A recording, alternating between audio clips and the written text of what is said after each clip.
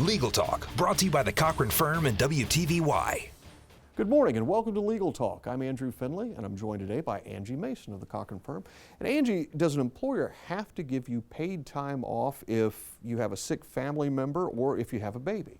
Well, it depends on whether the employer is subject to the Family Medical Leave Act. The Family Medical Leave Act is a federal statute that was passed over 20 years ago when Bill Clinton was president. It's the only statute on the books that attempts to balance your work life with your family obligations. And what it says is that you're entitled to 12 weeks off if you need to take care of a sick family member, or if you yourself are sick, or if you have a new baby.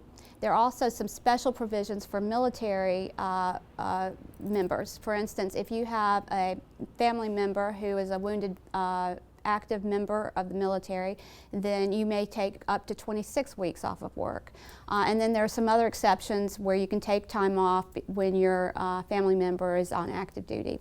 The question becomes whether the employer is actually required to follow the Family Medical Leave Act. It only applies mainly to bigger employers who have at least 50 employees. And those 50 employees, they don't have to all be in the same location, but they do have to be within 75 miles of each other. If the employer is that big, then they are required to offer you family medical leave. And then the second question is whether you yourself qualify for family medical leave. You have to have worked for your employer for at least 12 months before you can qualify to take family medical leave. All right, thanks very much. Angie Mason with the Cochran Firm. And if you need an attorney, be sure to call the Cochran Firm at 673-1555. Legal Talk, brought to you by the Cochran Firm and WTVY.